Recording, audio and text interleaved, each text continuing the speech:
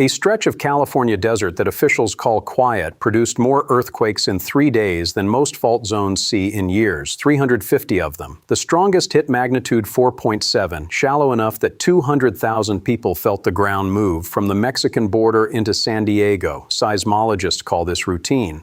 But the quakes are not running along the San Andreas Fault or the Imperial Fault. They are breaking on structures nobody has mapped, cutting sideways between the two faults California fears most. By the end, you will know what is buried under that desert. It started on a Friday evening in May with a handful of small tremors nobody outside Imperial County noticed. By Saturday night, the ground near the farming town of Brawley was moving every few minutes. A magnitude 4.5 struck first, just before 8 in the evening. Hours later, just after midnight, a magnitude 4.7 followed, centered barely a mile from town, roughly 14 kilometers down. That depth matters more than it sounds like it should. Shallow earthquakes lose less energy on the way to the surface, so people feel them harder than the number on the page suggests. This one was shallow enough and close enough to trigger California's Shake Alert early warning system, sending phone alerts out ahead of the strongest shaking. Within 72 hours, the United States Geological Survey had logged more than 350 separate earthquakes in that same small patch of desert. Not aftershocks trailing off from one big event. A swarm, dozens of similarly sized quakes arriving in waves with no single dominant shock to anchor the sequence. The shaking reached far past Brawley itself. Residents felt it in the Coachella Valley to the north, in San Diego to the west, across the border in Mexicali, where at least 8 smaller quakes were logged on the Mexican side. People described dishes rattling off shelves, windows buzzing in their frames, streetlights swaying enough to notice from a parked car. Brawley's Emergency Operations Center opened for the weekend. Crews chased waterline leaks and cracked pavement through the night. Nobody was hurt. No building came down. That fact matters because it means this story is not about damage. It is about what the ground was doing underneath a farming town of 26,000 people and why. The USGS issued a standard aftershock forecast after the magnitude 4.7, the kind of statistical outlook agencies routinely release following a notable quake, estimating the chance of something equal or larger in the days ahead. In a normal main shock sequence, that forecast would shrink quickly as aftershocks tapered off in a predictable curve. Here, the sequence refused to behave that way. New quakes near magnitude 4 kept appearing without a clear largest event to anchor the math, which is precisely what separates a swarm from an ordinary aftershock sequence and precisely what makes swarms harder to forecast with confidence. The first explanation is the easy one, and it is not wrong. Earthquake swarms are common in exactly this stretch of desert. Seismologist Lucy Jones has pointed out that the region has produced dozens of these clusters over the last century. There was one in 1981 that peaked at magnitude 5.8, another in 2005 topping out near magnitude 5.1. 2 swarms struck within days of each other in August 2012, the larger reaching magnitude 5.5. A magnitude 4.9 hit near Westmoreland in 2020. A magnitude 5.3 followed in 2021. Each time, the ground rattled for days, made local headlines, and then went quiet again. So when this swarm began, the reflex answer was simple. This is just what this patch of California does. That answer is scientifically reasonable. It is also incomplete, because this stretch of desert sits in one specific place, and that place is not incidental. It occupies the gap between the southern tip of the San Andreas Fault and the northern tip of the Imperial Fault, a step-over zone geologists call the Brawley Seismic Zone. The San Andreas is the fault most associated with California's worst-case earthquake scenario, the one hazard planners build entire response models around. And the swarm's epicenters were not lining up neatly along either fault. A geophysicist with the USGS tracking the sequence noted that many of the quakes were rupturing on faults running roughly perpendicular to both the San Andreas and the Imperial Fault, along structures that are not fully mapped on any public hazard chart. Something was moving in the seams between 2 of the most watched faults in the country, on structures scientists cannot yet fully name. That is where the comfortable version of the story starts to strain, because a nearly identical swarm 9 years earlier, in September of 2016, did not stay comfortable for long. That one struck near Bombay Beach on the shore of the Salton Sea, involved roughly 140 quakes ranging up to magnitude 4.3, and prompted California's Office of Emergency Services to issue a formal advisory across 8 counties, from Los Angeles to the Mexican border. The USGS did the math and published it. For about a week, the odds of a major earthquake, magnitude 7 or larger, breaking loose on the southern San Andreas had climbed to somewhere near 1 in 100. Under ordinary conditions, that number sits far lower. So when officials call the 2026 swarm routine, it is worth remembering that the last time this exact zone did this, the state did not treat it as routine at all. Let's test the "it's nothing new" explanation properly, instead of just accepting or dismissing it. By May 11th, 2 days in, the swarm's own behavior offered a genuine piece of supporting evidence. The bigger quakes stopped. Activity dropped from the magnitude 3 and 4 range down to microquakes barely worth a headline, and no new event above magnitude 3 followed. That decay pattern matches what earlier brawly swarms have done, almost like clockwork. It is a real, measurable sign the sequence was burning through its stored energy rather than building towards something larger. But that is not proof of safety, and USGS scientists have said as much after past swarms here. A quiet stretch can look like the end and then tick back up days later before truly settling. Decay is encouraging. It is not a guarantee, so the investigation has to look past the pattern and ask what was actually causing quakes to break out on unmapped structures in the first place. The next candidate is one people are often reluctant to say out loud, whether human activity nudged this. Imperial Valley sits above the second largest geothermal field in the United States, a network of wells feeding both the North Brawley geothermal field and the Salton Sea geothermal field, pumping hot, mineral-rich fluid up to spin turbines, then re-injecting the leftover brine back underground. That is not a fringe theory. A peer-reviewed study published in 2015 traced the August 2012 Brawley swarm directly to injection-related slip along a nearby fault, meaning fluid pumped into the ground appears to have helped trigger real felt earthquakes. Separately, USGS researchers have examined whether fluid extraction and injection at these same geothermal fields shift the underlying earthquake rate over time, applying statistical methods first developed to study injection-triggered quakes in Oklahoma and Arkansas, where wastewater disposal has been directly linked to sharp seismicity increases. Here is the limitation stated plainly. That link is documented for 2012. Nobody has published anything connecting the 2026 sequence to geothermal operations.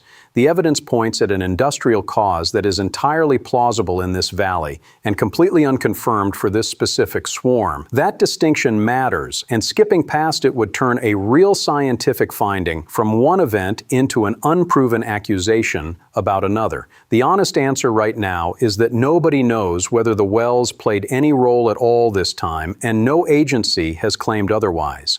So if it is not simply routine and it is not confirmed to be industrial, what is actually different about this ground? The answer sits underneath both explanations, and it changes how the entire swarm should be read. The Brawley seismic zone is not just a junction between two faults. Geologists classify it as an onshore spreading center, the northern tip of a rift system that runs down the length of the Gulf of California and is, over geological time, pulling the Baja California Peninsula away from mainland Mexico, the same fundamental process that builds new ocean floor along the East Pacific Rise. This is not ordinary strike-slip faulting where two blocks of crust simply grind sideways past each other. This is crust being stretched and thinned from underneath, and it happens to be sitting on land under a desert farming town instead of 2 miles under the Pacific. That single fact rewrites almost everything explained so far. Think of an ordinary strike-slip fault like the San Andreas as two rigid slabs locked together by friction, storing energy until they finally slip in one large jolt. Rifting crust behaves differently. It is being pulled apart from below, weakened and heated in the process, so instead of locking up in one patch, it tends to fracture in many small places at once. That difference in physics is exactly why this zone produces swarms instead of the classic main shock and aftershocks pattern seen along most of the San Andreas. Farther south, the same rift system surfaces again at the Cerro Prieto spreading center near Mexicali and in the Wagner Basin under the Gulf of California itself, part of one continuous tectonic seam most Californians have never heard of. The shallow depths that made this swarm so widely felt are not a coincidence.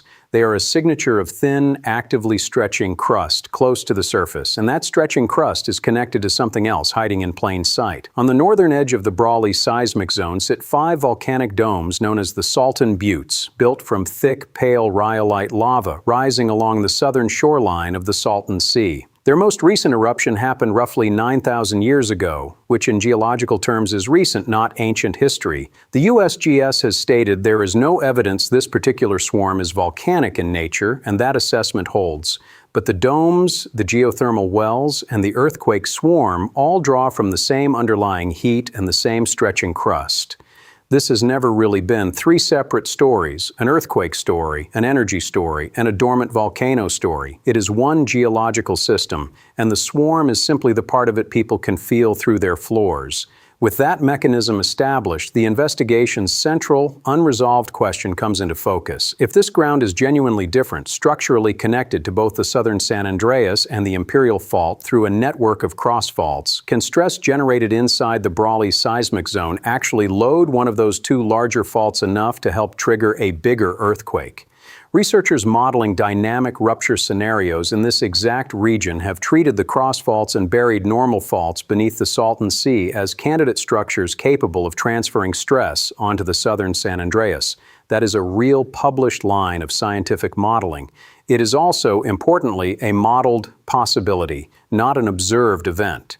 Nobody has watched it happen in this zone in the historical record. That is the hinge the rest of this story turns on. To understand how seriously to take that possibility, it helps to look back at what happened after the 2016 swarm, the one that actually triggered a statewide advisory. The number of officials published, roughly a 1 in 100 chance of a magnitude 7 or larger quake within about a week, sounds enormous next to typical background odds, which usually sit closer to a few in 10,000 for any given week in that region. That comparison is real, and it deserves to land. For a few days in 2016, California's own emergency management agency treated the odds of catastrophe as meaningfully, measurably higher than normal, high enough to name 8 counties by name. Here is what tempers that number without erasing it. That elevated risk was explicitly temporary, tied to a 7-day window, and it was already declining even as the advisory was issued. A USGS researcher involved in that event cautioned publicly that the risk would fade gradually rather than switch off and could tick back up briefly before settling. Within days, Jones said the extra risk had largely passed. A 1 in 100 chance over 1 week is still a 99 in 100 chance that nothing happens. The number was real. The forecast of doom was not. There is a second layer to why this particular patch of ground draws so much attention, and it has nothing to do with swarms at all. The southern San Andreas Fault has not ruptured in roughly 330 years based on paleoseismic trenching records, longer than almost any other stretch of the fault, which is part of why seismologists consider it overdue in California's hazard models. Nearby, the San Jacinto Fault, one of the most active fault systems in Southern California, has produced a major earthquake roughly every 5 to 19 years since the late 1800s, yet it has not ruptured since 1987, when a magnitude 6.6 struck at Superstition Hills. Peer-reviewed research on that fault has explicitly noted the next big rupture there looks statistically past due as well. 2 separate, well-documented faults, both flagged as overdue, both sitting within reach of the same seismic zone that just spent 3 days shaking.